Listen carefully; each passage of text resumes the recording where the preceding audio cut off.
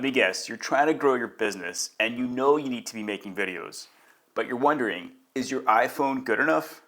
Or do you really need to invest in a real camera? Let's talk about when your iPhone is all you need and when it's time to step things up. Here are 3 reasons why your iPhone is good enough. Reason number 1, it shoots beautiful 4K video. You can get sharp, detailed footage right from your pocket. For Instagram Reels, product demos, YouTube intros, the iPhone totally delivers. Reason number 2, you always have it with you. You don't need to haul gear around. You can shoot anytime and any place. That's really important when you're always on the move. Finally, reason number 3, it supports pro apps and gear. For example, with the Blackmagic camera app, you get manual control. Add a mic, a tripod, some lights. You're creating pro level content on a budget. However, there's some reasons why an iPhone might not be enough. The first reason is low light footage falls apart. iPhones are great, but not magic. In darker settings, you'll see noise, soft detail, and poor dynamic range. Number 2, there's limited flexibility in post-production. You can do some editing, but you don't get the same color depth or dynamic range as a dedicated camera. If you need to color grade or use a green screen, you're gonna hit some limitations. And finally, it still looks like a phone to your clients. Even if the footage looks great, perception matters. For client work or serious events, showing up with a phone can feel do-it-yourself and not in a good way. So, is your phone good enough? For a lot of business content, absolutely. Just light it well, use a mic, and press record. But when you're ready to go deeper, more polish, more control, more creative flexibility, that's when it makes sense to invest in a dedicated camera.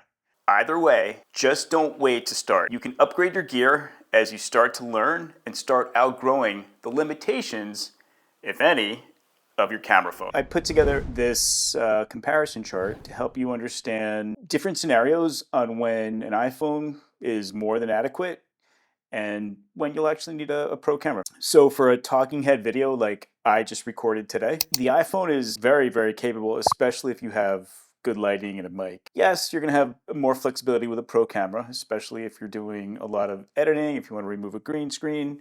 Yes, better to have the pro camera.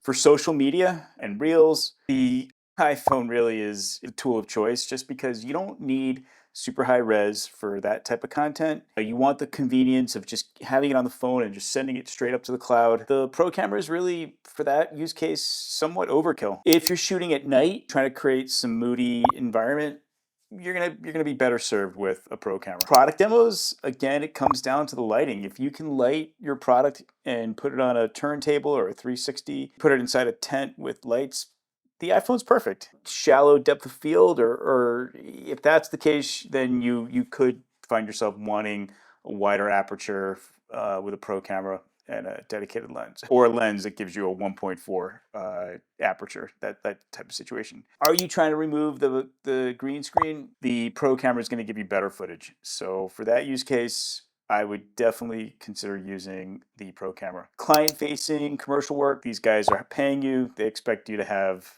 pro level gear, not something that they can do with their iPhone. Finally, color grading, you're gonna be able to pull those files more.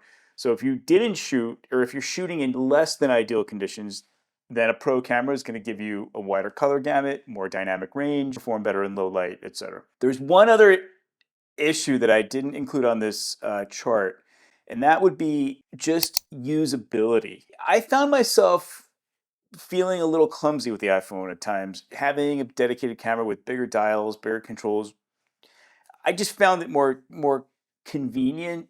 Now that doesn't mean that, if I was using the iPhone all the time, then the iPhone would probably feel a little bit more convenient to me. Um, I did find, mounting the iPhone and then having to take it out and put it back in a little more clumsy than just having the, dedicated camera on the tripod. But again, that's just probably just a little bit of practice because I generally use a pro level camera. But overall, I would say, if you don't have the budget and you want to get started, use the iPhone. So when I created this video, I ended up recording it 2 times. I recorded it once using my Fuji X-T4, and then I recorded it, the whole thing all over again using my iPhone. And I thought it would be a good idea for you to be able to see what the unedited footage looks like from both cameras. And then I've also provided you with links to this exact same video. One of them was created using clips from my iPhone, and the other one was created with clips from the Fuji. So you'll see both before and after with both camera systems. The links are below in the description, and the files are stored on Dropbox. Before we wrap up, this video was sponsored by Pixera. We're a post-production agency on a mission to liberate content creators like you from endless hours stuck to a computer. You shoot, we edit. It's really that simple. Whether you're juggling commercial work, online stores, real estate, or personal storytelling, we help you get your time back so you can focus on creating. Check us out at Pixera.com and see how easy it is to scale your creative workflow.